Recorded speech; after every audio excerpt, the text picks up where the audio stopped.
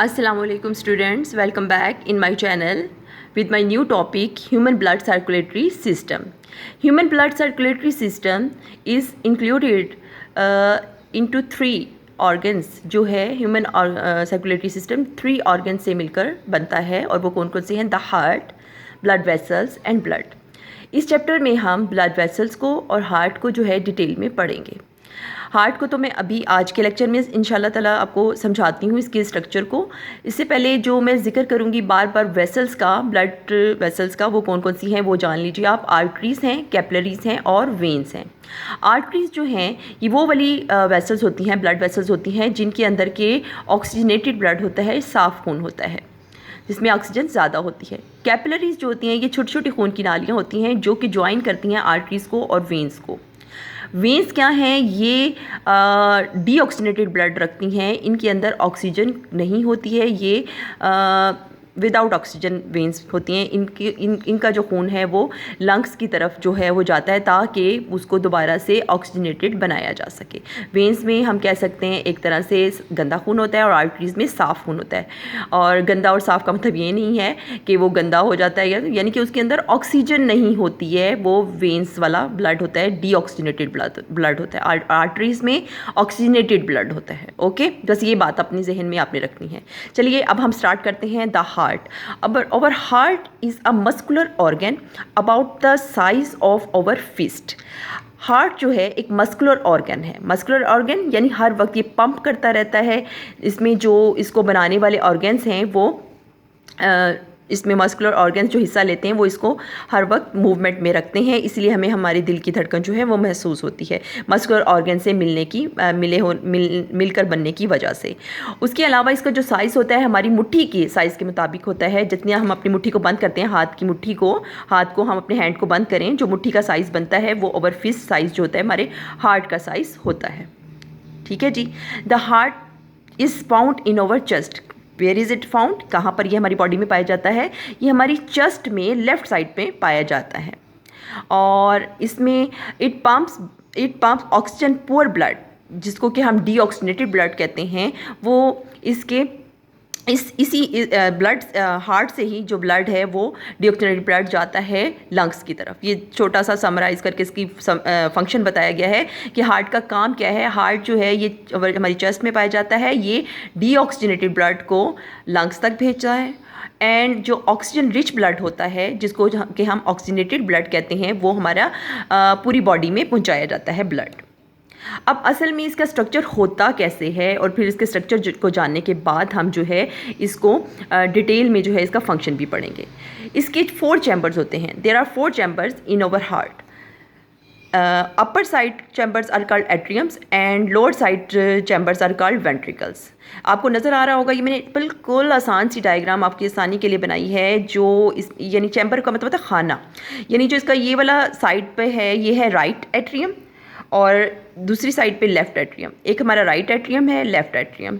एक को हम बोलते हैं राइट वेंट्रिकल और दूसरे को लेफ़्ट वेंट्रिकल। ये 4 जो हैं, ये 4 जो हैं, ये चैम्बर्स हैं जो कि ब्लड को ऑक्सीजनेटेड ब्लड को जो है पूरी बॉडी में पहुंचाया जाता है और डीऑक्सीजनेटेड ब्लड को जो है वो लंग्स में पहुंचाया जाता है। अब जो राइट साइड वाला साइड है, जो राइट एट्रियम है और राइट वेंट्रिकल है, ये सबसे पहले ब्लड को रिसीव करते हैं और वो कौन सा वाला ब्लड होता है? वो होता है डीऑक्सीजनेटेड ब्लड, राइट एट्रियम में आता है। फिर राइट एट्रियम से वो राइट वेंट्रिकल में जाता है और राइट वेंट्रिकल से जो है फिर वो भेज दिया जाता है पुल्मोनरी आर्टरी के ज़रिए टू द लंग्स की तरफ भेज दिया जाता है। ओके उसके बाद जो है लेफ़्ट साइड पे देखें तो यहाँ पर ब्लड आता है। ये जो ब्लड होता है ये ऑक्सीजनेटेड ब्लड होता है। फिर यहाँ वेंट्रिकल में आता है और वेंट्रिकल से आके वो भेज दिया जाता है बड़ी एओर्टा में ताकि वो पूरी बॉडी को सप्लाई कर सके साफ़ खून। हम ये कहेंगे कि जो हमारा ब्लड के स्ट्रक्चर में हमारा जो राइट एट्रियम और राइट वेंट्रिकल है, यहाँ पर जो खून पाया जाता है वो डीऑक्सीजनेटेड होता है यानी ऑक्सीजन के बगैर होता है और जो लेफ़्ट साइड पर खून आता है, ब्लड आता है, वो ऑक्सीजनेटेड होता है जिसके अंदर के ऑक्सीजन ज़्यादा मिकदार में होती है और यहीं से वो पूरी बॉडी में सर्कुलेट करता है ताकि वो तमाम बॉडी पार्ट्स को मिल सके। मैंने थोड़ा सा इसको लिखा भी हुआ है और हाँ, यहाँ पर आप ये देख रहे हो मैंने हल्का सा यहाँ पे निशान बनाए हुए हैं। ये मैंने असल में वॉल्व्स शो किए हैं। मैं आपको बुक से भी बताती हूँ कि वॉल्व्स कहाँ करके होते हैं।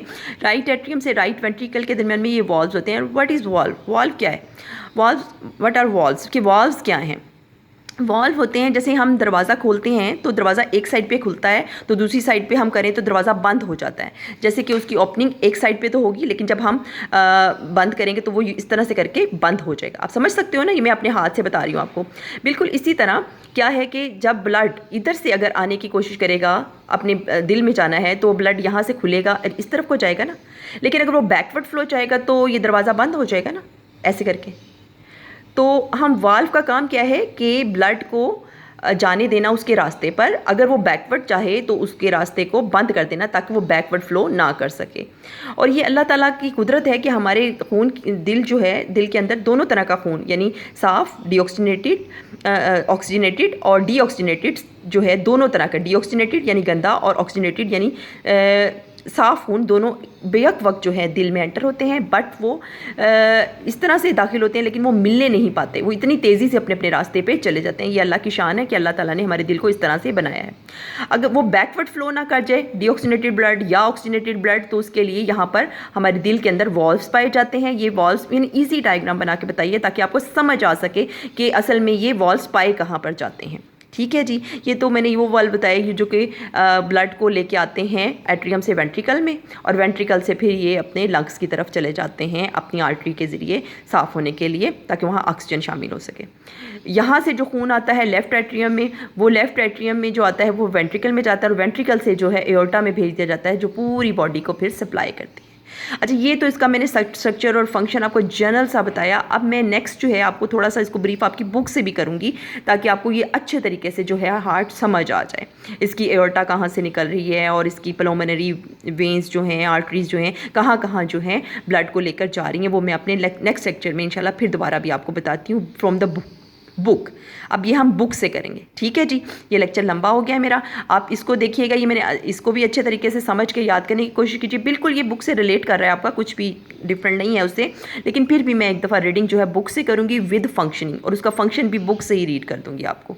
ओके जी, नेक्स्ट लेक्चर तक आप इसको याद करके रखें, इंशाल्लाह फिर मुलाकात होती है।